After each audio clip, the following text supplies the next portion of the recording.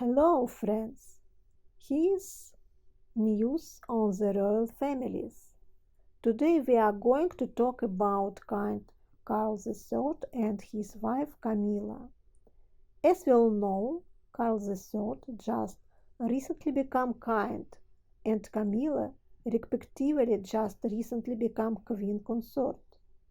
And what always happens when new people come to power? Well, of course they start to reform something, to change something, and they think that if they do it their way, it will be better. Of course, it doesn't always get better, but that's always and everywhere.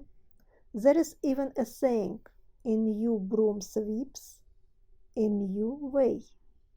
Now Carl III and his wife are busy reforming and changing rules that they think are outdated. So there used to be bridesmaids, but now the queen has appointed her girlfriends to these positions and called them companions. Frankly, I don't quite see what the innovation is here, because these companions are still supposed to do the same things as the maid of. What is noteworthy is that they are not paid a salary, as you and I understand, but they are given a sum of money to cover expenses. What amount and what expenses it covers is not known. At least I could not find this information. But the way I looked up what the Queen's ladies in waiting do, and I'll tell you, it's not an easy job. For example, the maid of honor who was in charge of the closet had to keep all things clean, plus keep up with fashion and order the right things for the closet. And by the way, not only things, but jewelry as well. So, in essence, she has to be the queen's personal stylist. Or, for example, there is the maid of honor who answers the queen's letters and cards and plans her appointments for the day. It's essentially a secretary. And so it's even strange to me that the maid of honor were appointed from the queen's close friends, well, plus they had to be aristocrats.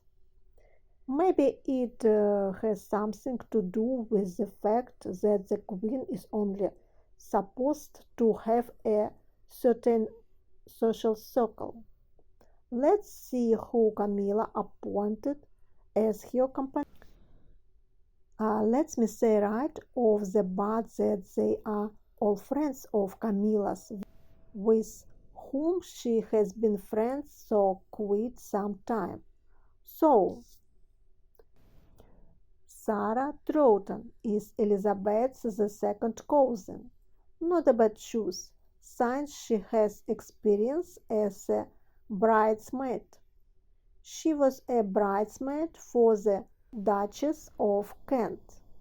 In this position, she accompanied the Duchess to various events and handled correspondence. Jane for Westenholt, of interest only in that her daughter introduced Prince Harry to Meghan Markle.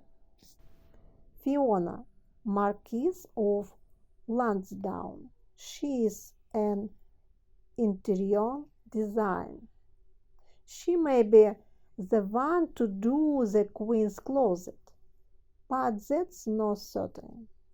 Lady Catherine Brooke is the daughter of Lady Susan Hussey, who was Queen Elizabeth II maid of honor. Obviously, the daughter knows what a maid of honor does because she has seen what her mother does since she was a child. Baroness Caroline Chisholm.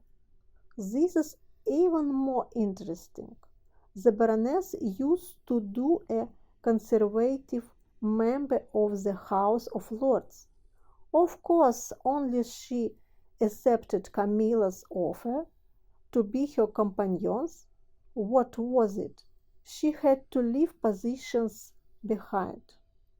Also, when you think about it, are there only former politicians among you? Lady Sarah Keswick. She is only interesting because her husband was chairman of the Arsenal Football Club for 15. That's exactly the kind of companion bridesmaid Camilla appointed herself. You may be wondering what happened to those maids of honor who were waiting for her. After all, they had been with her all her life. Yet, as we read, no one paid their salaries. As it turned out, they would move to the status of court ladies and assist Camilla and Carl III. Buckingham Palace, in particular, hosts many official events and needs someone to let's fantasize and imagine you've been appointed as the Queen's companion. Would you be willing to take of such a position?